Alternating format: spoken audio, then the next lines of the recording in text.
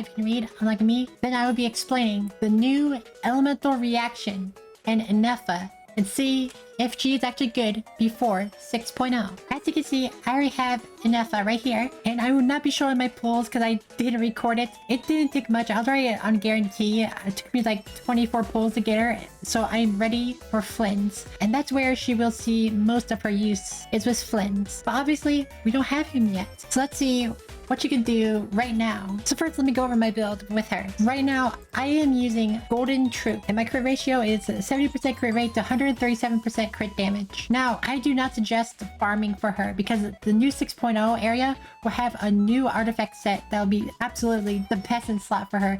These are just my extra pieces I have left over that are also pretty decent for her as well. The free-to-play weapon I'm using right now is Tamayurate no Ohanashi. It is not her best free-to-play weapon. If you played at the start of Sumeru, you probably have Missive Wind Spear, which should be better for her. But if not, you could probably use this weapon as your second best option. And yes, it does perform better than Dragon's Bane. I did try out Dragon's Bane, but a funny thing about lunar-charged, there's not that big a difference between having a lot of EM and barely any EM. Lunar-charged was hitting for about 20k, and even without it, it's still hitting 20k, so it doesn't really matter that much. GC0 and 188. A quick fun fact about this weapon actually is it actually glows. I thought there was a interesting little detail. I didn't even notice that it glowed before.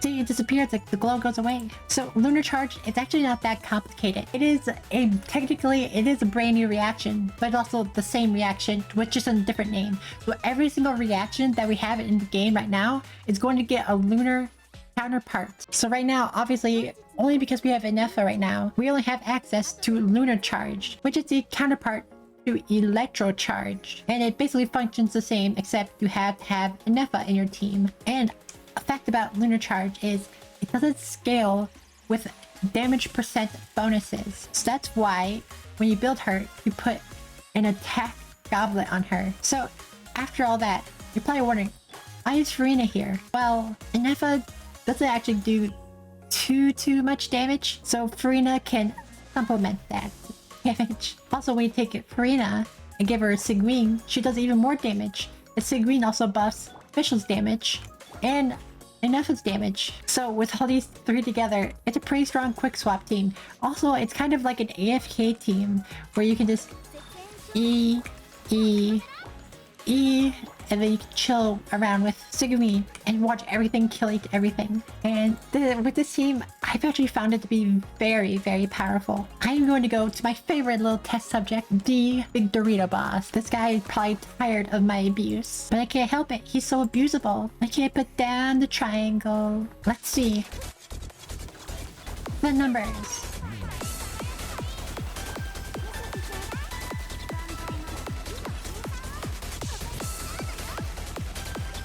Oh yes, we've been doing a lot of damage. And 47k, that's not as much as I've seen it before. 47k is not that bad from an ultimate. And yeah, we killed that pretty fast. I've seen like 53k before. I think that's what I've seen. I'm not sure why it was that low. There's also conveniently new local legend as well. That is also weak to electro charge right here. So this is another good testing dummy. As you see, there's 20Ks every now and then.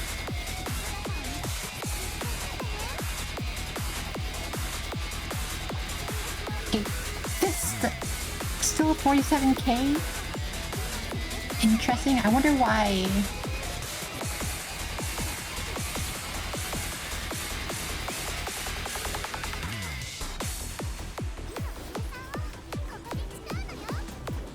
$38k lunar charge. You see that? I don't know how I got that high.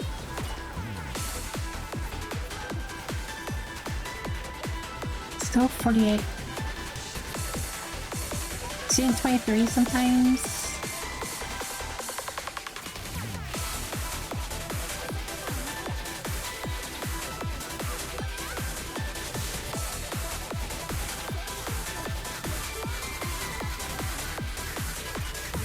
He's dead. That was actually really like fast to kill it. or local legend even. They usually feel a little tinky, but I do believe he has like some sort of weaknesses that like happen when you do electrocharge or something. I don't know. I sure as hell don't fucking read. No. But yeah, I'm very curious.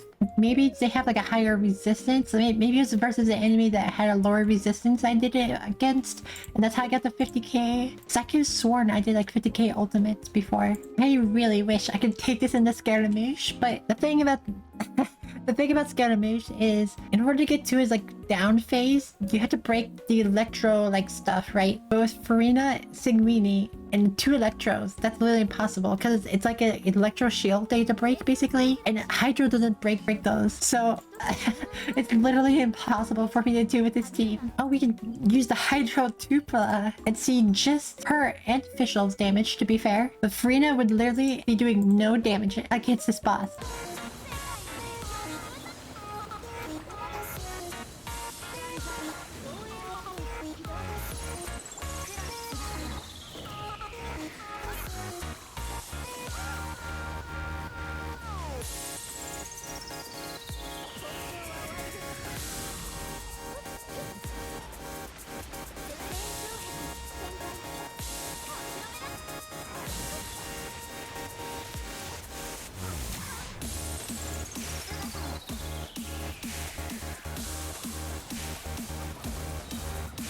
Okay, I messed up a little bit.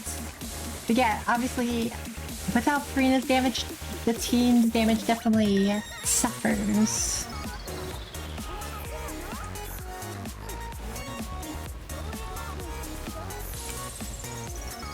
Okay. 55k. Okay, yeah. Maybe I just have the Farina buff or whatever. I'm not sure why. But yeah, she hits like easily in the 50k for some reason. I don't know why I was hitting lower that time. I don't know about you, but I always have enjoyed a little bit of quick swap, just making sure everything's refreshed. And just to think, she'll have a new set coming out that makes her even stronger. And then if you pair her with Flynn's, and I know it's just going to improve her damage, and she's also going to improve Flynn's damage. That team is going to be insane. I am so excited for 6.0. Is Ineffa worth it? Without Flynn's, probably not. If you have Farina though and Sigween, you probably could get away with it. Well, maybe not Sigween. Sigween, I don't think she's like required or anything. But I think Farina is definitely a must, and she's probably gonna be the one doing the most damage in this team anyways. Especially because the showcase was done with C2 R1. So it's R1 Sigween as well. So maybe it's a little skewed with her actual damage. But personally, I've been having a blast with her. She's also like so comfy to use in overworld because it's just skill. You can skill. And you don't have to worry about anything else. You can just watch them. You can literally sit here. She has a shield too. So you probably could just sit around and like watch everyone just die around you while you have to not do anything. Those are like my favorite type of characters. So I would try against this boss as well. I do like abusing this boss as well, even though the plunging won't really help us.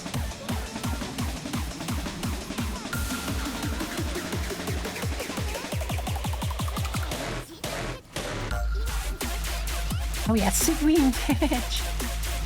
Quick, get in this.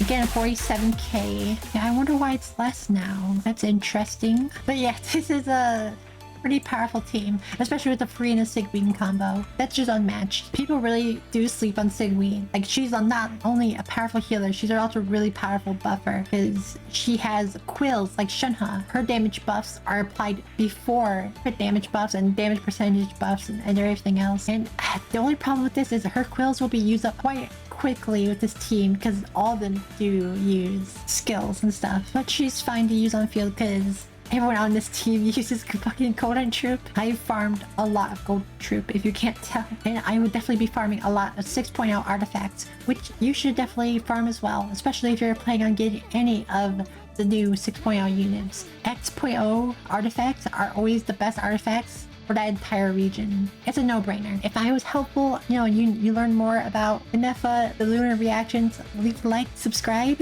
and I'll see you next time. Bye.